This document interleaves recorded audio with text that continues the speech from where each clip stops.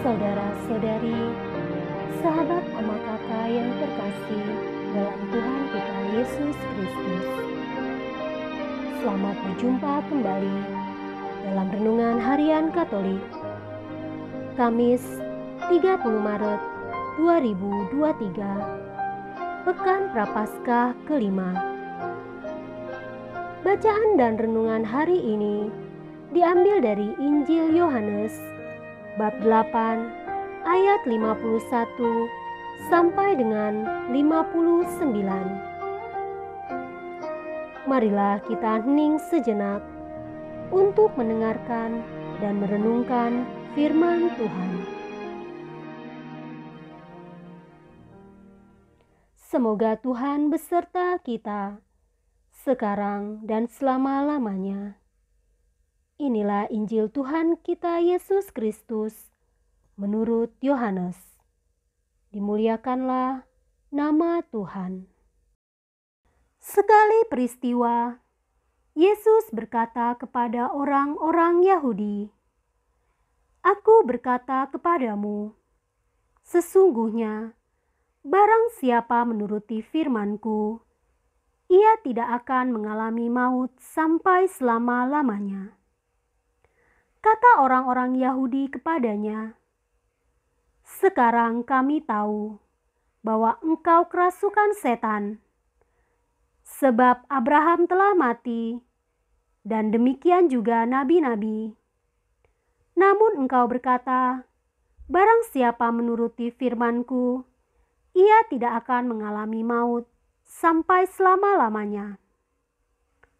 Adakah engkau lebih besar daripada bapa kita Abraham yang telah mati? Nabi-nabi pun telah mati. Dengan siapakah engkau samakan dirimu?" Jawab Yesus, "Jikalau aku memuliakan diriku sendiri, maka kemuliaanku itu sedikit pun tidak ada artinya. Bapakulah yang memuliakan aku. Tentang siapa kamu berkata, Dia adalah Allah kami, padahal kamu tidak mengenal Dia. Tetapi aku mengenal Dia. Dan jika aku berkata, aku tidak mengenal Dia, maka aku adalah pendusta, sama seperti kamu. Tetapi aku mengenal Dia, dan aku menuruti firman-Nya. Abraham bapamu bersuka cita bahwa ia akan melihat hariku, dan ia telah melihatnya, dan ia bersuka cita." Maka kata orang-orang Yahudi itu kepadanya, "Umurmu belum sampai 50 tahun, dan engkau telah melihat Abraham?" Kata Yesus kepada mereka, "Aku berkata kepadamu, sesungguhnya sebelum Abraham jadi, aku telah ada." Lalu mereka mengambil batu untuk melempari Dia, tetapi Yesus menghilang dan meninggalkan bait Allah.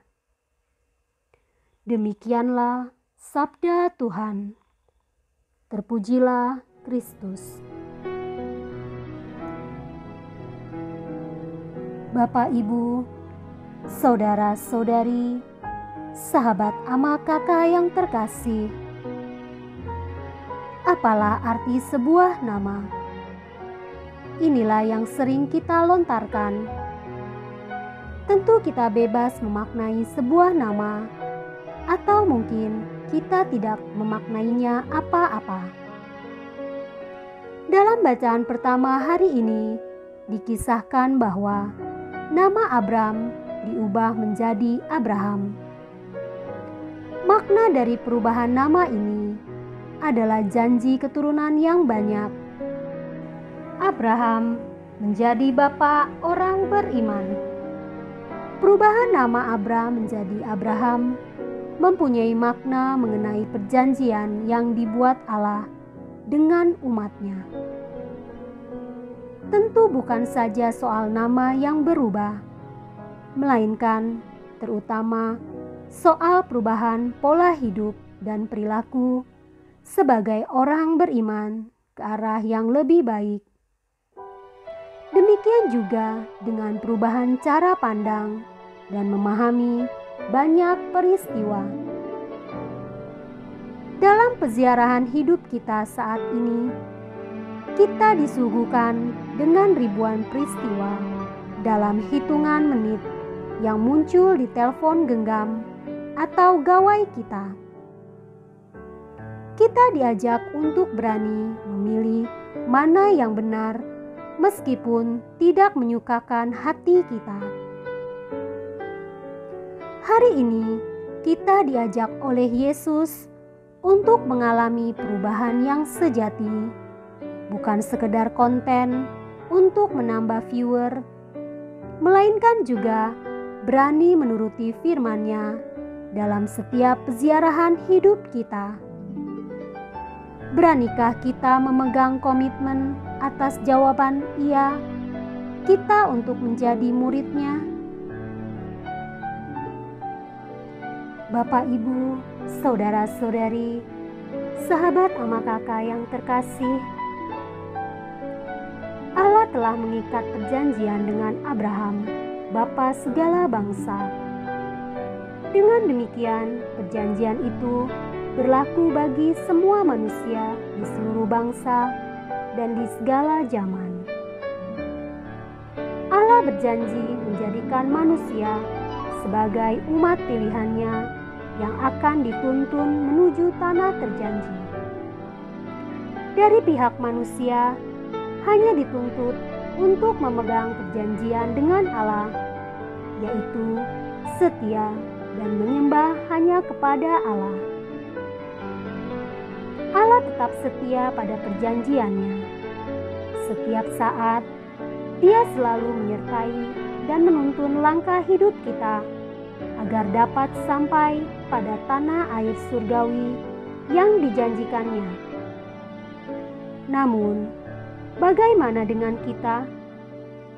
Setiakah kita pada janji hidup untuk setia dan menyembah kepada Allah? Atau kita hanya menjadi orang-orang yang suka mengobrol janji, bukan pelaksana janji, kendati janji itu atas nama Allah? Bukankah kita sendiri yang telah menyimpang dari tuntunan Allah, dari jalan kebenaran yang membawa kita ke tanah surgawi? Tanah yang dijanjikan Allah bagi siapa saja yang setia kepadanya. Marilah kita berdoa. Ya Tuhan, janganlah biarkan hati kami keras seperti batu, tetapi jadikanlah hati kami lemah lembut, agar kami peka untuk peduli sesama. Amin.